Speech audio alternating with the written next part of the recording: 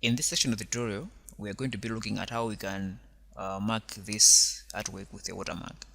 So what I'm going to do is load my logo, because that will be my watermark. So I'll go to the file menu and then select place embedded and select the logo 5 white and place that into Photoshop.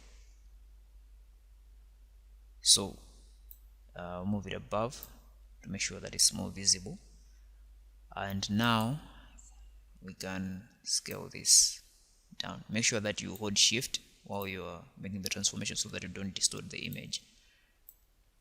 So I'll put it in place. I think I need to be somewhere around there, and then I can save those transformations. Now this part is key. I want to use this logo, the map. I want to use this map to crop some pixels of the background layer. So what I'm going to do is select the logo white and select the magic wand from the tools panel, and then select only the white area. So after making the transformation or making the selection, I'll go to the background layer and then make a new layer via copy. So I'm using the map from the logo to select some pixels of the background. So make a new layer via copy.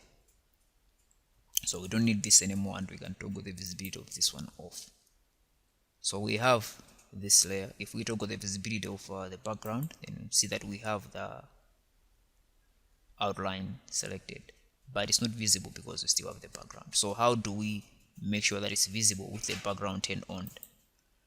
So what I'll do is, with the layer 1 selected, let's just rename this to watermark so that it doesn't become confusing later on. So with the watermark selected, go to the image menu, adjustments, and then hue saturation.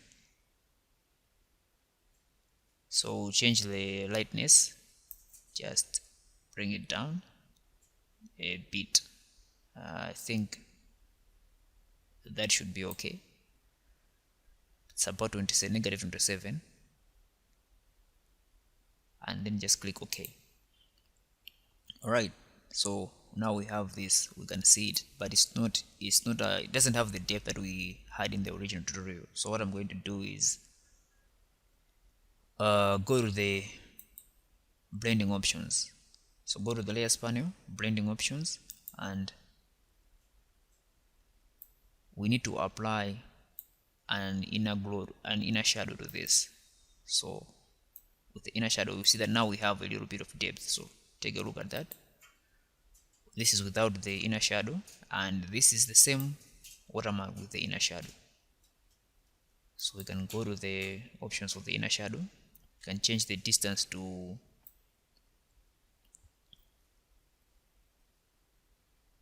let's say maybe 5,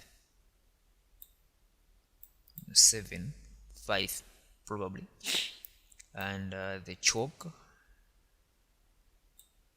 won't change much, but we can change the size. So maybe 10 pixels is a bit much. Let's just make this 8. Set the size to 8, and alright, looks like it's looking good. We have given the logo some bit of depth. It looks like it's been branded into the artwork. So we can now apply an inner glow. Fortunately, I don't have to make any changes to this, but we may just want to lighten it up a little bit.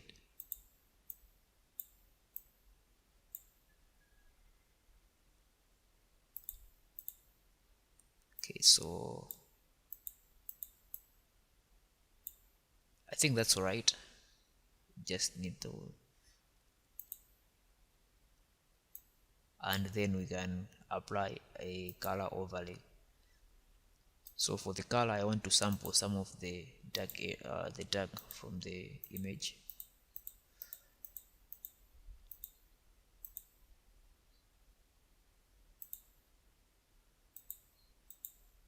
So select one of the dark areas from the hair, and then click OK. So basically that's what we needed to do, and we have given this a bit of depth. It looks like it's been branded into the artwork, and we can just click OK. So at this point the artwork is complete, and then you can just save that. So save this as, and I want to save this on my computer. Okay, so we just save this as Eric wallpaper, and it's the final one, and we can save this as a TIFF. So in between the tutorials I saved the wallpaper as Eric wallpaper, and then just changing this to final, and I'll maintain the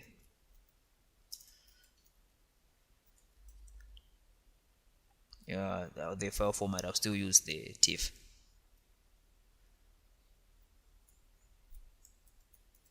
Okay, Eric wallpaper final TIFF. Alright, so you can just save that.